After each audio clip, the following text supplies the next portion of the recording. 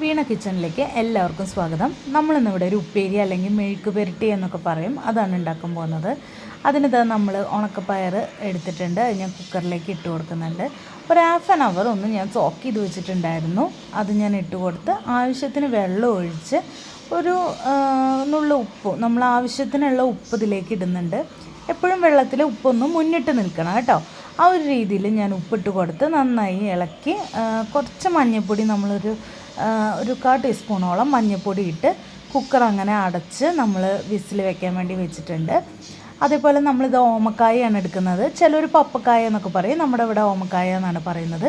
ഒരു medium size എടുത്ത് ഞാനൊന്ന് ചെറിയ ചെറിയ കഷ്ണങ്ങളാക്കിയിട്ട് മുറിച്ച് വെച്ചിട്ടുണ്ട്. അപ്പോൾ ഇതാ നമ്മുടെ ഉണക്കപ്പയർ വെന്ത് വന്നിട്ടുണ്ട്. ഞാനൊരു 3 വിസിലടിച്ചിട്ടുള്ളൂ കേട്ടോ. പിന്നെ ഇതാ നമ്മുടെ ഓമക്കായ ഇട്ടിട്ട് നമുക്കൊരു വിസിലടിക്കാം. ഞാൻ എന്താ മിക്സിയുടെ ജാറിലേക്ക് വറ്റൽമുളക്, വെളുത്തുള്ളി, ചെറിയ ഉള്ളി ഇട്ട് ഞാനൊന്ന് ക്രഷ് ചെയ്തെടുത്തിട്ടുണ്ട്. കുറച്ച് തോലോട് കൂടിയിട്ടാണ് ഞാൻ എടുത്തിരിക്കുന്നത്, അത് നമുക്ക് പ്രത്യേക ടേസ്റ്റാണ് കേട്ടോ. അപ്പോൾ ഇതാ നമ്മളൊരു കടായി വെച്ചിട്ടുണ്ട്. അതിലേക്ക് നമ്മൾ കോക്കനട്ട് ഓയിലാണ് ഒഴിക്കുന്നത്. ഞാനിവിടെ മാക്സിമം കോക്കനട്ട് ഓയിലാണ് ഉപയോഗിക്കാറ്. അതിലേക്ക് നമ്മളിതാ ക്രഷ് ചെയ്ത് വെച്ച ഐറ്റംസൊക്കെ ഇട്ടിട്ടുണ്ട്. ഒന്ന് ഗോൾഡൻ ബ്രൗൺ നിറാവണ വരെ ഒന്ന് മൂപ്പിച്ചെടുക്കണം.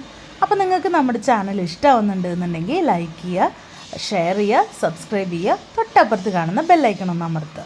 അതൊന്ന് മൂത്ത് വരുമ്പോൾ നമ്മളിതാ വിസിലടിച്ച് വെച്ചിരിക്കുന്നത് ഇതിലേക്കിട്ട് മിക്സ് ചെയ്യുക. നമ്മൾ വെള്ളമൊക്കെ ആവശ്യത്തിനാണ് ഒഴിച്ചിട്ടുണ്ടായിരുന്നത്, അതിട്ട് മിക്സ് ചെയ്തു. നല്ല സൂപ്പർ ടേസ്റ്റാണ്. ഉപ്പും എരിവൊക്കെ ആവശ്യത്തിനുണ്ട്. അതേപോലെ ഇത് നമ്മുടെ ഡിന്നർ ടൈം ആയിരുന്നു. ചോറ് എടുത്തിട്ടുണ്ട്, വെളുത്തുള്ളി, നമ്മളിപ്പോൾ ഉണ്ടാക്കിയ നമ്മുടെ ഉപ്പേരി, അതേപോലെ തന്നെ 2 പപ്പടം. എല്ലാവരും ട്രൈ ചെയ്ത് നോക്കൂ. താങ്ക്